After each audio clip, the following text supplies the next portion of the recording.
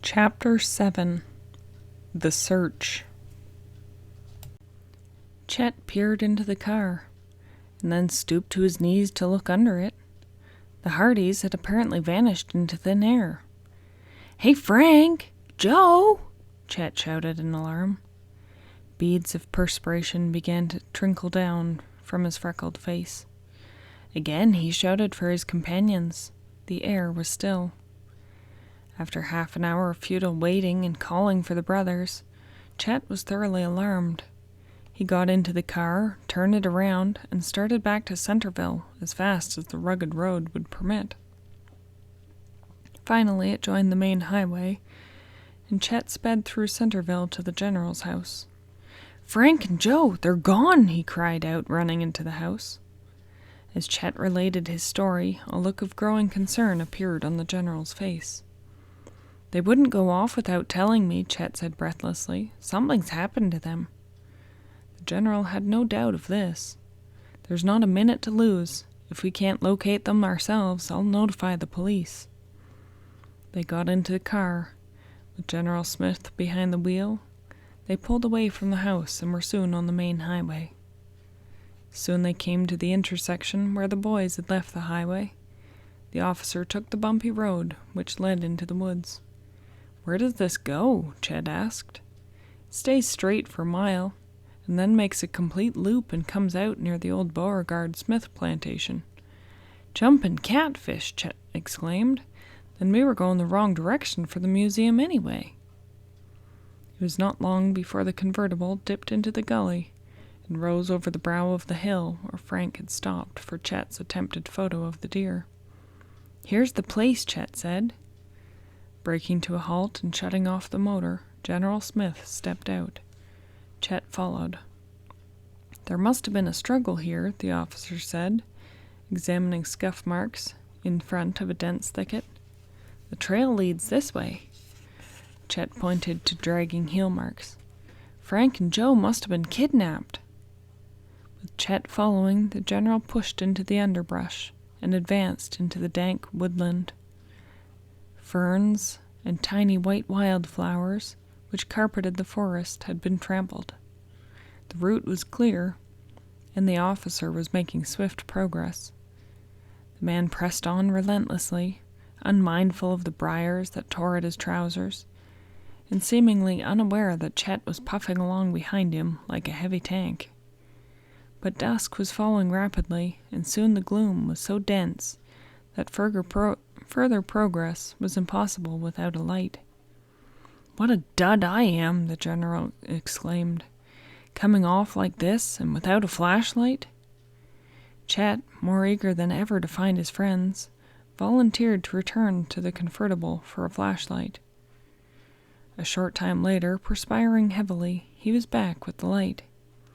"Here you are, sir. Good work." And they set off again, this time at a snail's pace, in order to not miss any telltale heel marks made by one of the kidnapped boys. An hour passed as they continued combing through the brush. "I haven't seen any tracks for 100 yards," said the general, stopping to take stock of the situation. "Do you suppose the kidnappers went down the stream?" Chet asked. "It's very possible. They may have waded a distance to throw us off their trail." The searchers combed the pasture grass to the edge of the stream, but not a clue came to light. Discouraged and completely tired out after the long search, both lay down to rest. To add to their discomfort, it began to rain. The rain came down so hard that they crossed the stream and took shelter under some overhanging rocks. The rain continued all night, as Chet and the general slept fitfully on an improvised bed of leaves. A faint streak of light had brushed the eastern horizon before the torrent stopped. Now the hunt could be resumed in the daylight. The man and the boy rose wearily and stretched their cramped limbs. "I sure could use some breakfast," Chet muttered sadly. "Or a dry, comfortable bed," the general added ruefully. "But we better get moving if we're going to find Frank and Joe." "I hope the kidnappers haven't taken them far. I'll look on this side of Rocky Run for footprints," Chet offered. "Very good," General Smith agreed. "The boys may have crossed somewhere." Chet zigzagged along the bank. "See anything?" called the officer, who was searching in the opposite direction. Chet shook his head in the negative, and then suddenly let out a whoop. He held up a shoe. General Smith hurried to the boy's side. Impressed in the lining were the words, "Peck Co. Bayport." "Nice work! Come on!" Once more they probed at the grass. "Here's the trail again," said the general, following patches of recently broken vegetation over the hill. "Golly, what a climb!" Chet puffed, gasping and grasping at shrubby trees on the hillside. The man and boy worked their way to the top of the incline.